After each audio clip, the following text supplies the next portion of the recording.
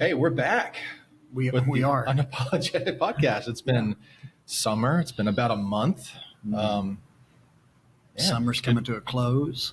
Yeah, it's good to be back. Yeah. I should introduce ourselves again. No, Since it's been a absolutely. minute. I mean, Yes, people may have forgotten who we are. Brandt Merritt, from Vice President for Enrollment and Marketing. Yep. Jonathon Woodyard, Vice President for Student Life. And we're kicking off, I guess we call this like season 2 of the podcast. We'll call this our summer 1 month break since SBC, and we're ready for round 2. And man, it's good to be back. What's our icebreaker today? Kind of just recapping the summer. What's the last month or so been up to? What you been doing? Yeah, well, I mean, a lot of things. I think on the work front, we're finishing up camp season. Actually, the last summer camp of the season just checked out this morning. Okay. And so Student Life Camp was here. Football camp was here this week. So they're gone. We've had a full summer. Every week has been full of camps. Everything from Fuge to CentriKid to Super Summer, the Missouri Baptist Camp, to Student Life and some others. So finishing up that. So this is the last day of work for our summer camp crew. They get about a week off before they have to come back. They're all students. I was going to say, are they all RAs or in leadership? Yeah, they're all in leadership of some sort. So they'll get about a week off and then have to start trickling back to campus for other things. So summer has been full of camps, but also planning for the next year. I mean, just getting things ready for Welcome Week and working through rewriting curriculum for our leadership. So that's been some of what we've been doing over the summer. Transitioning food service providers has been something that we've been working on. So still some things to work out here in the next week and a half before people are here. So a full summer. I've also been doing some writing. So that's on the work side. On the family side, we didn't really take a big vacation, just stage life for the kids. I mean, Calvin has had a job, so he's been working here at SBU on the grounds crew, so he's had to be at work, and then football, so weights and practices, that's been ongoing. So not a lot of flex time for him. And then Caleb running cross country and going to weights. So and then both of them involved at church, so going to church camp, things like that. Actually, Caleb, our youngest, is at the middle school camp this weekend. Gets back on with Sunday. our oldest. Yeah. Rebecca's there too.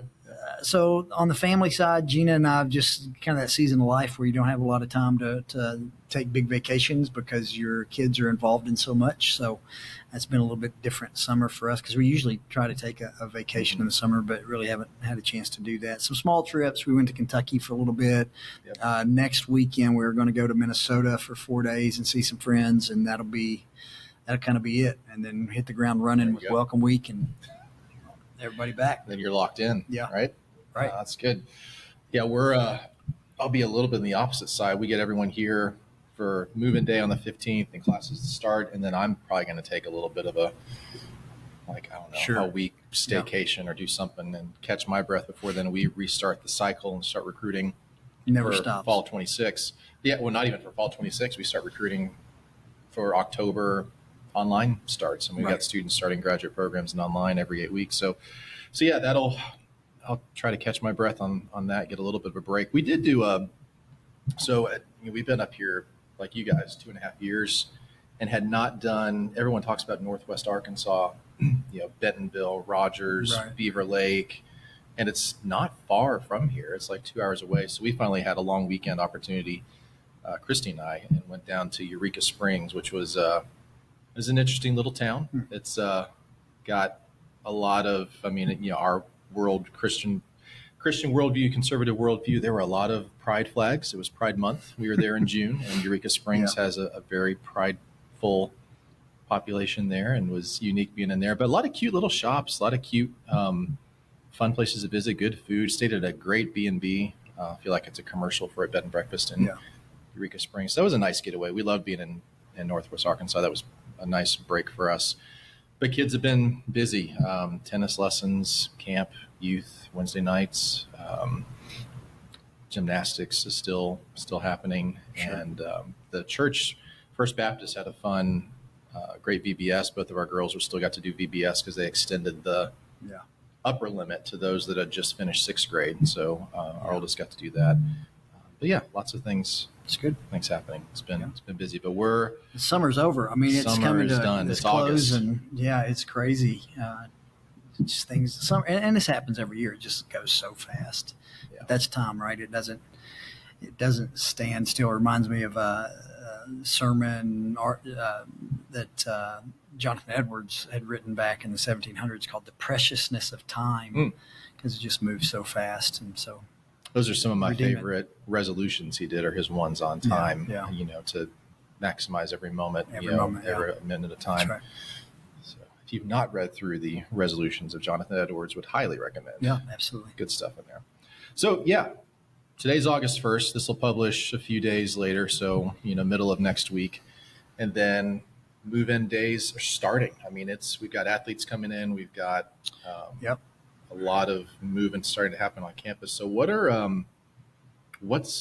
you mentioned a little bit Welcome Week, prepping for that, and that's obviously Bolivar campus focused. We've got Springfield campus students starting. We've got online students starting. But if we're just thinking about Bolivar and what Welcome Week looks like, what's the prep look like for that? Well, first thing I'd say before I forget, if you're listening to this and you're a parent of an incoming student or an incoming student, make sure to register for Welcome Week so that we know you're coming. And if you're bringing family, note that on there. So we're trying to plan food and make sure everybody's well fed while they're here. So register for Welcome Week.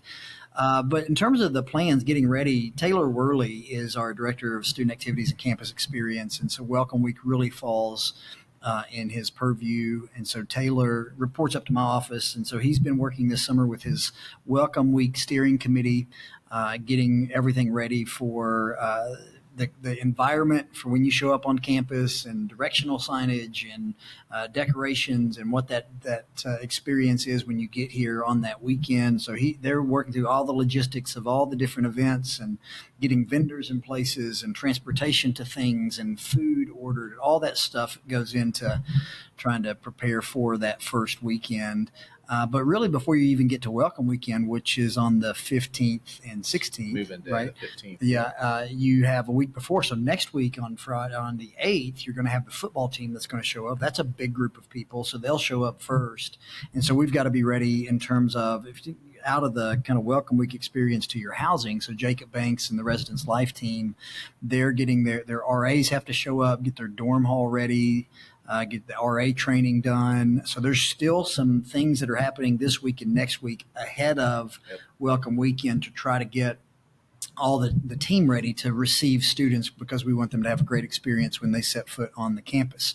So Residence Life, the Student Activities Campus Experience team, they're all still working on the logistics to be ready for everybody, even outside of my own department. If you think about our facilities team and the housekeeping staff right now are having to go, they started today. Campers just left. We've got to get dorms flipped and ready for students to show up. So there's a lot that goes in these last 2 weeks of getting students or getting ready for students. But when you arrive, there's a lot of fun things planned. I mean, you get here, check in from 8 to noon, right? You'll come to the union, you'll go through different stations, and you'll check with financial aid, you'll check in with admissions, you'll check in with housing and the health office and all the different things before you actually move into your dorm. But you'll also be assigned a Welcome Week Welcome Week group, and so you're going to get that assignment, and then you move into your dorm and things kick off. We've got sessions for parents where parents will be able to ask some questions to our provost and some other leaders that'll be on the stage. So sessions for parents, Welcome Week group time for our students where they get to kind of know their peers for the first time, and that's in those groups. So many relationships emerge, not dating relationships necessarily, but sometimes, relationships emerge. You meet your friends there, and those just last maybe over those 4 years. And then there's going to be activities. There's going to be a whole processional. And then we'll have them out to my house. So everybody will be bused to my house. It'll be the third annual kind of event on Woodyard's front yard. So we'll gather there. And then we've got something cool we're adding this year to partner closer with athletics. They do a football scrimmage on Saturday night. So we'll leave my house, bus everybody back here. Mike Cribbs is donating beef, one of the local cattlemen. is going to donate beef. We'll feed everybody over at the football field. We'll have the lights on, and I think the band's going to be there. There'll be music playing, and then we're going to watch our football team scrimmage. So just a lot of things like that for that weekend. Sunday, get up. We're going to encourage everybody to go to church, and then there's some afternoon things to get ready for that Monday morning class time. So a lot of things packed in that weekend.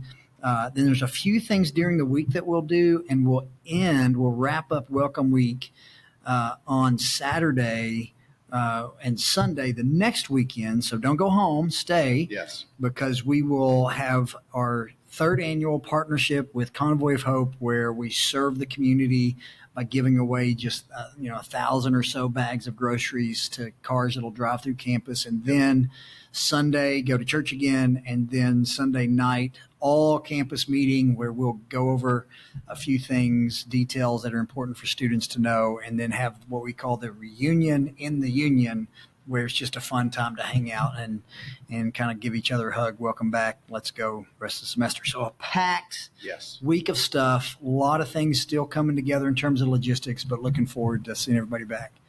Yeah, it's your team does a ton of work prepping for it, but it's a whole all hands on deck. We've got the registrar's office and advising, and Scotty Motes' team working on getting everyone into classes, and Jacob's team working on getting everyone in their housing. Our admissions staff we're still working with, we were just looking at the list. Still tens of students that are late in the process, and trying to get them here and ready, and their financial aid secured, and bills taken care of. And there's just a lot of behind the scenes work happening to make sure that for students and families, when they get here, it's smooth. You can go to your dorm, get moved in, feel comfortable, see your friends. It's a lot of effort built into that piece. The scrimmage is going to be fun. That is a different thing. I'm glad we wove that into the it's something weekend. You've got such a large percentage of our population are student athletes, and one of the things we had talked about as a cabinet last year, and I think it was Dr. Manley, our provost, who had mentioned this, we're trying to get students to come to certain things, and part of this kind of shift in thinking that I've tried to kind of impress on some of our directors, like our residence life team and our student activities team, is we can always try to get people to come to our stuff, but if we could figure out what's already happening maybe in athletics on campus that we could actually lean into. So you're already going to have 130 guys on the football team, so 130 people over at the stadium for the scrimmage. You automatically have 130 people at your event if you do one there, and just bring everybody to that location where there's already energy, and kind of partner with athletics. And so that event, just what a football season is going to kick off. People love football season. A great thing to go watch and support our student athletes, right?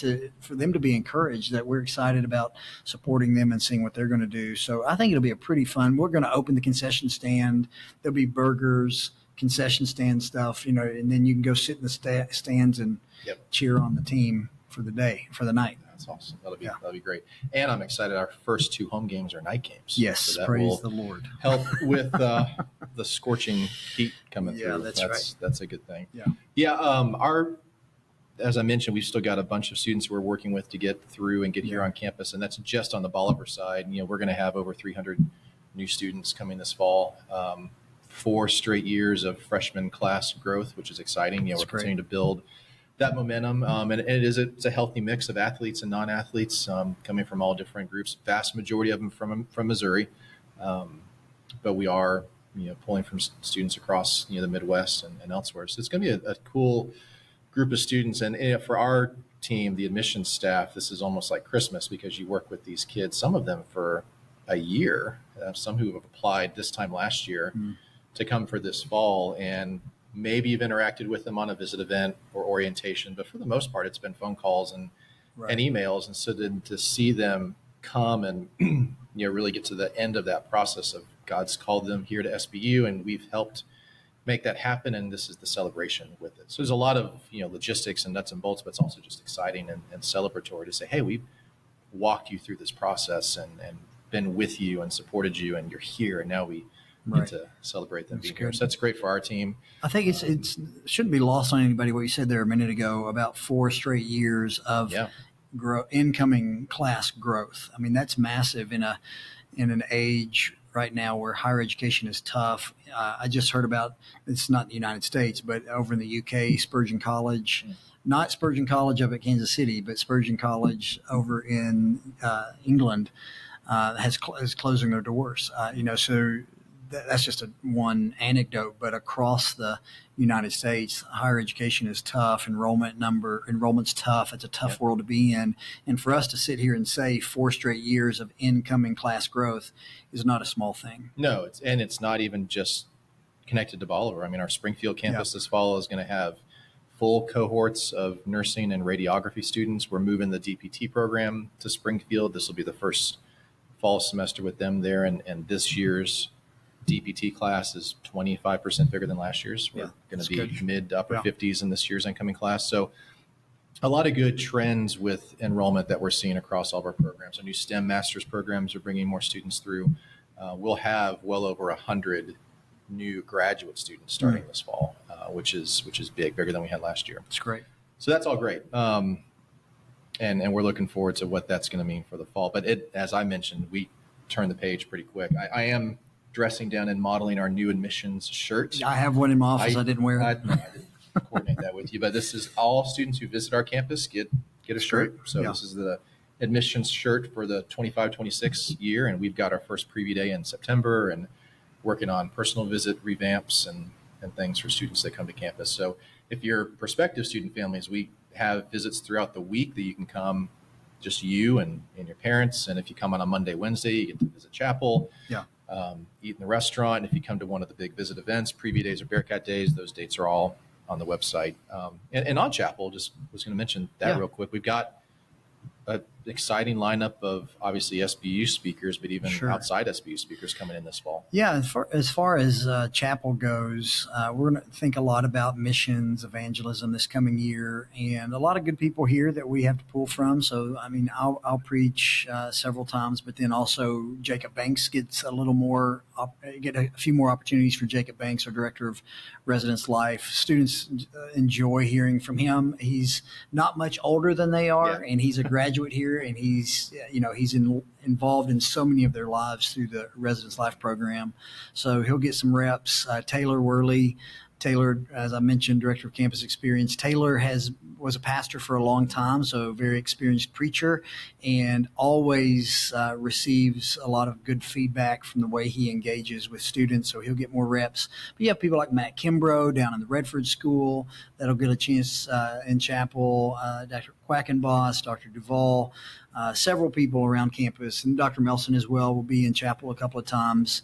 And so looking forward to hearing our own people, but then when you talk about who's coming in from the outside, really excited to have some denominational leadership from the Southern Baptist Convention. I mean, you've got the largest mission sending agency in the world is the International Mission Board for the Southern Baptist Convention, and I think it's true. You can check me on Google. Perhaps I'm wrong, but we're large. I can say that. I think we're large, but maybe not. But big, right? We've got several thousand missionaries on the field through the IMB. So the president of the IMB, Paul Chitwood, is going to be here on campus. What a treat to get to hear from him. He used to be a pastor in Kentucky, used to teach at Southern Seminary, and has been over the International Mission Board for several years. I don't know exactly how long, but that's a treat for us. I was able to talk to him in Dallas while we were there and just thank him for being with us. And then Clint Presley. Clint is going into his second year as the president of the Southern Baptist Convention. Really excited to see Clint here. Energetic guy. Pastors Hickory Grove Baptist Church in North Carolina. Well-dressed guy. I don't know what he'll wear to chapel, but well-dressed guy, that's for sure. So you got him, Chandler Snyder, coming from Southwestern Seminary. Chandler is the vice president at Southwestern Seminary in Fort Worth, Texas, but former IMB missionary. Was in Madagascar and then South Africa and other places before taking the role over here. So just a lot of good people like that are coming to campus. Excited to see them. Some friends of mine that have influenced me being back, Chase Sears, my brother's a pastor in Indiana. He'll be here for the first time and preaching chapel. So just a lot of good opportunities. A couple of things. One of the things that we are going to add is a couple of panel discussions where we want to include some female voices in different ways. So Scotty Moats and I are going to do a little panel and talk to her and engage her and give her a chance to speak into the lives of our students. I've also asked Dr. Melson's wife, Tammy Melson. Oh, great, yeah. Is hosting a female panel where they're going to just talk about biblical femininity, what it looks like to follow Jesus, things they've learned over the years, and what it's like to be a godly woman. So just some things like that'll be new in chapel that we're excited about. Yeah, that first chapel of the semester is always awesome you'll have event. You'll have the Hill City group here with us to lead chapel. It'll be a worship chapel, which means just lots of singing and always well done. And that's for anyone who doesn't know already. We broadcast those live on YouTube. Mondays, Wednesdays, 10 a.m. And it's a great way. And they're recorded if you don't happen to watch it live. So great way to get a pulse of what campus is like as you're watching those. It's good. What to just shift real quick top at the end of this episode. One of the things we're thinking about for this semester as we talk about the podcast, we're going to bring in some of these outside speakers and have them as guests on the podcast throughout the semester, which will be great. We love having some national voices come and participate with us, but we also want to have some time to talk through what's happening culturally, nationally, and just to give some perspective. So there's a sense on, what do we think, help people to think through some of it. So one of them that was interesting, we noticed this week that I thought we would touch on is there was a leadership change within the ERLC, which is the Ethics and Religious Liberty Commission of the Southern Baptist Convention. That's a lot of acronyms. SBC likes acronyms. But that's as we think about us being an SBC church within the Missouri Baptist SBC University, I say church, SBC University within the Missouri Baptist Convention. That's an entity. We're an entity of the Missouri Baptist Convention. ERLC is one too, and it does of the national Southern Baptist Convention. So it's plays an important role and works within that same umbrella. And leadership with that is important, just like leadership of SBU is important with Dr. Melson. So that transition is meaningful. So I was just kind of curious as you watch that happen, what does the transition potentially mean? And what do we, as Baptists, but also just as Christians, see a benefit for something like the ERLC? Well, a couple of comments just to follow up before we dive into the ERLCs. Just something about this podcast that people should know is this is going to be housed under what we call the Center for Biblical Worldview and Culture. And so we want to include some kind of cultural commentary here or there, either cultural commentary or things related to biblical theology and just trying to help people think biblically about the world they live in. And so this podcast officially housed, and I don't know, when we get the website up and going, it'll be linked under there in terms of the Center for Biblical Worldview and Culture. In terms of the ERLC, it's actually one of two entities on the national level that have open leadership positions right now. So the other one is Lifeway, Lifeway Christian Resources. Now I'm drawing a blank here, but his name. I can't help you on that one. But the president of Lifeway has stepped down and taken a pastoral position and become the lead pastor of a pretty prominent church, and it'll come to me in a moment what his name is, and I feel bad. You could Google it real quick. You can Google it. It's going to bother you. That is going to bother me. But that position's open, and now you've got another entity head open with Brandt Leatherwood, the president of the ERLC, resigning yesterday or day before. Who was it? Ben Mandrell. Ben Mandrell stepped down as the Lifeway president, is now pastoring. I can't remember the name of the church. It was a pretty prominent church. You can Google that too. But those two positions are open. Both are important. I mean, Lifeway Christian Resources, that's where a lot of your churches get their VBS curriculum that you mentioned earlier, pastoral resources, Christian books. I mean, they've done so much for Southern Baptists over the years. Bellevue Baptist Church. So, I think that's where Steve Gaines was the pastor, and Steve is retiring, and now Ben's taking over. So that's an important opening. But the ERLC, if you don't know what it is, the ERLC is basically the lobbying arm of the Southern Baptist Convention, the opportunity for Southern Baptists to have their views on political issues or cultural issues represented before the United States government. And so you would often see the president of the ERLC, used to be Russell Moore, before him he was Richard Land back in the day. You would see them sitting with presidents, like presidents of the United States, be sitting in the Oval Office or sitting with Mike Johnson, the Speaker of the House, and representing the views of Southern Baptists. And that's really what the ERLC exists for. It exists to represent our views on certain issues to the leaders of our country and to advocate for things that Southern Baptists are concerned about. So, high level issues on abortion or the sanctity of life, gambling, the ethics of AI or anything like that. And marriage. I mean, I was half joking earlier on, our trip to Eureka Springs and it's Pride Month, but like the ERLC is a body that when we talk about why do we view the sanctity of marriage and heterosexual marriage in particular being the biblical version of marriage, like that's the ERLC's role, is to advocate for not just expressing views, but also helping to influence legislation and things that would actually change within the country. And Christians should be concerned about those things, right? We want the flourishing of society. And I know politics maybe is a bad word for some, but Christians should not lean away from politics. Christians should lean into politics, rightly understood, right? If politics is ultimately about the polis, the city, the people, and the right ordering of things so that your neighbors flourish. Love of neighbor, love of God, love of neighbor are the principles that should cause you to lean into the political world in right ways, right? We want to advocate for truth, goodness, and beauty. We want to advocate for policies that lead to human flourishing. We want to advocate for things that would honor our Maker, honor the Creator of the world. We want to advocate for justice and righteousness. We want to speak on behalf of the vulnerable, those types of things. That's what we're doing when we're doing it rightly. That's the concern for leaning into politics, is the flourishing of society for the good of our neighbors and the glory of our God. And so we're not doing it through force, but through persuasion, right? We're trying to make a case for God's designs and that they are good for the world. So that's the ERLC on its best day, that is representing the positions of the Southern Baptist Convention.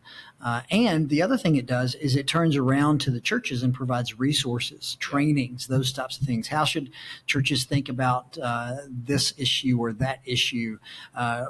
Publishing articles, publishing resources that help pastors and churches think rightly about the issues facing us today. So that's an important position. Brandt Leatherwood has kind of been mired in a bit of controversy over the past several years for lots of different reasons. Well, it's a hard, I would say this for anyone who's in that role. It's not, the SBC is not a monolith. That's right. So 16 million members. So to say that you're going to advocate for, I mean, the messengers and the convention they vote on, and there are things that are kind there of resolutions. There are things that are put on paper. This is what we want to advocate for. But if you're an organization and the leader of an organization representing a body that is not monolithic, that can be tough, to thread that needle. And absolutely. So that plays into part of it. Yeah. So that makes the role challenging. Yeah. It was kind of the opinion of a lot of people that Dr. Leatherwood did not represent the kind of grassroots Southern Baptist views on a lot of things. And I'm not going to say whether those views are right or wrong. That was just the reality on the ground. Was a lot of people didn't feel like he faithfully represented, or his leadership faithfully represented, the views of Southern Baptists. So mired in controversy, been several votes over the last few years to defund the Ethics and Religious Liberty Commission. So again, this year, there was a vote taken on the floor of the convention to defund it. And those votes were getting more and more concerning because more and more people were voting in favor of such a move. It didn't pass this year, didn't pass the year before, but it was getting closer to. Yeah. And so I think at the end of the day, he probably felt, if 40% of your congregation voted against you, or 45% or whatever it was, maybe I don't have the influence I need to have in order to effectively lead. So he's moving on. Who it will be in the future, I don't know. I have one particular person that I'm not going to mention that I'd like to see in that role. Yeah. I don't know that that person's interested, but it is an important position or an important institution for us, I think, and would love to see some good leadership there. I think it's even becoming more important. I mean, one of the things that has come out of the White House recently in the last few months is an opening of the door for churches to even speak politically from, pastors from the pulpit. The IRS loosening some of those restrictions that have been tied to nonprofits and churches Sure. with our tax-free status. And so that if someone's going to do that from the pulpit, you want that to be done with wisdom, a lot of wisdom. And certainly pastors and preacher and church leaders can have that at a local level, but having some guidance from an organization that spends a lot of time sifting through and disseminating those resources will be, I think, even more valuable as we step into potentially a season where, church conversation, if it could become more political, Sure. So I think it can provide resources in that piece as well. But that leadership is important. Yep. You want those resources to be provided appropriately, and you go in the right direction. So 2 open positions there if you want to apply, President of Lifeway Christian Resources or the President of the Ethics Religious Liberty Commission, both important to the work of Southern Baptists. Yeah, absolutely. Well, we're back. We are. In the saddle. We are going to do more episodes. I think our next one is probably going to be 2 weeks out. The plan is to have Dr. Melson to talk about the start of the year and some of the things that we're wanting to emphasize and lead with as university leadership. So looking forward to that. And then, as we mentioned, we'll have some great guests throughout the semester, chapel speakers and campus leaders, and hopefully continue to provide great insight to what's happening here at SBU and talk about fun things like the ERLC and other cultural stuff of the day. It's good. We'll do that. So glad to be back. Glad to be with you on it. And we will see everyone next time.